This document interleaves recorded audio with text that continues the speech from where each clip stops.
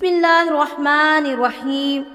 شروع کرتی ہوں اللہ تبارک تعالیٰ کے نام سے جو بڑا مہربان نہایت رحم کرنے والا ہے۔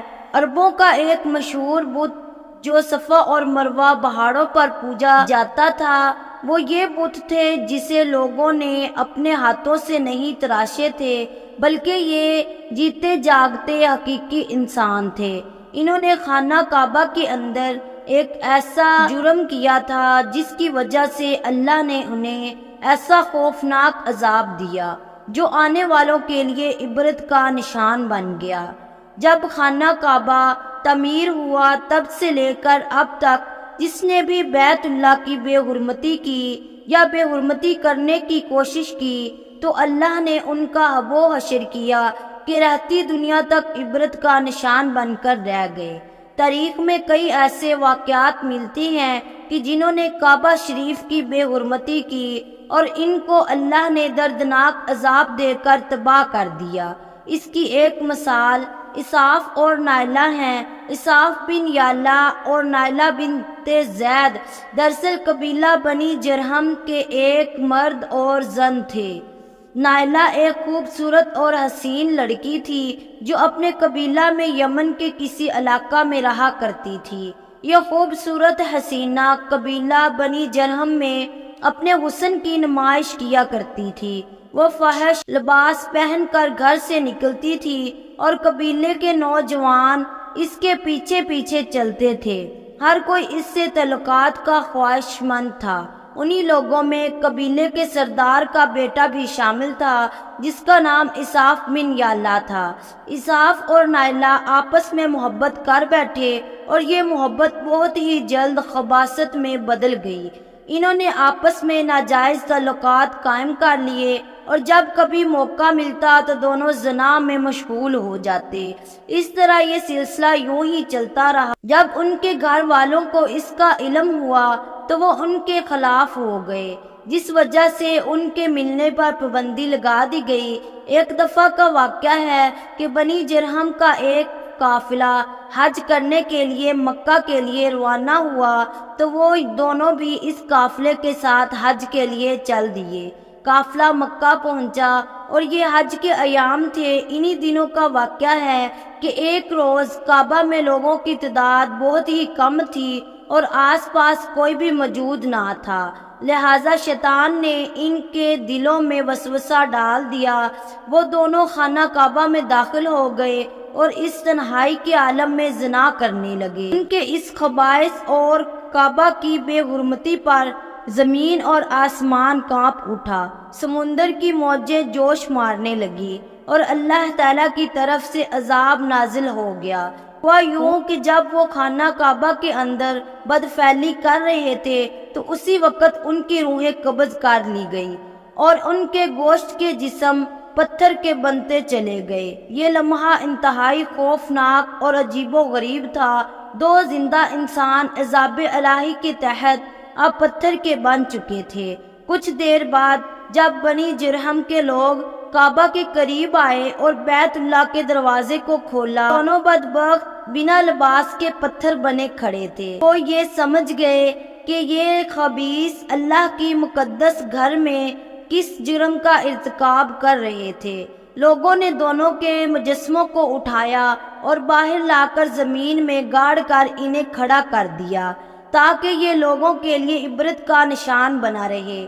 کچھ دن گزرنے کے بعد مکہ کے لوگوں نے اسحاق کے بت کو اٹھا کر صفا کے مقام پر رکھ دیا اور نائلہ کے بت کو اٹھا کر کوہ مروہ کے مقام پر رکھ دیا۔ صفا اور مروہ دراصل دو پہاڑی ہیں جو حرم کعبہ کے بالکل قریب ہی ہیں۔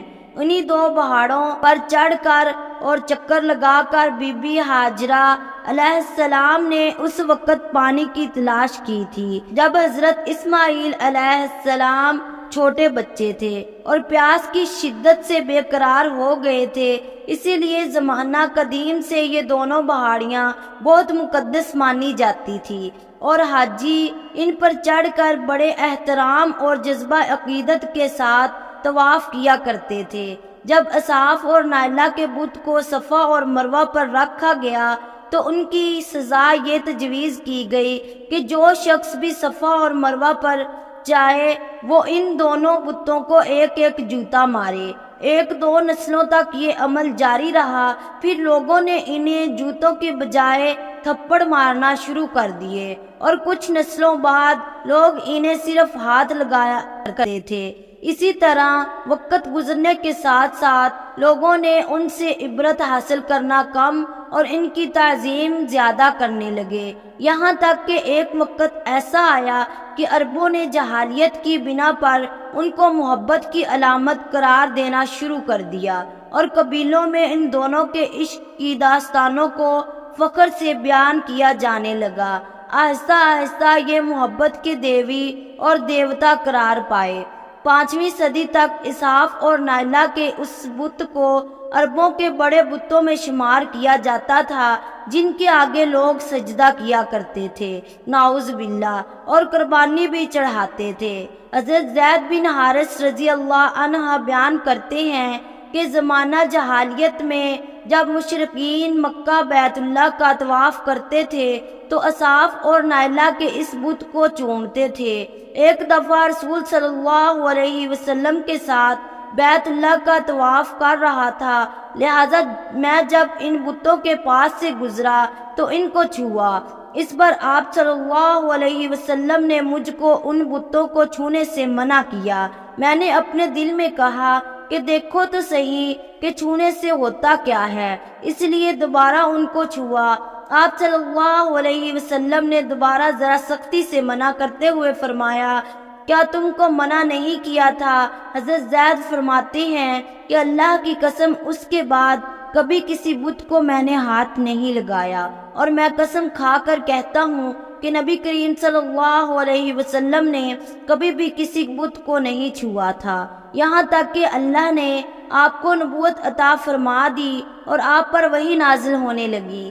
ایک دن رجد اور ہدایت کا ایک سورج طلوع ہوا جس سے یہ پورا خطہ جگمگا اٹھا۔ حضور نبی کریم صلی اللہ علیہ وسلم نبوت کے عہدے پر فائز ہوئے۔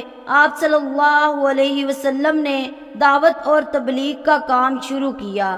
10 ہجری میں جب اللہ نے عرب میں دین اسلام کو غالب کیا اور محمد صلی اللہ علیہ وسلم نے مکہ فتح کیا تو آپ فتح کے بعد حرم شریف میں داخل ہوئے، اور آپ نے اپنے بھائی حضرت علی کے ساتھ مل کر تمام چھوٹے بڑے بتوں کو توڑ ڈالا۔ توڑتے جاتے اور یہ فرماتے جاتے کہ حق آ گیا اور باطل مٹ گیا۔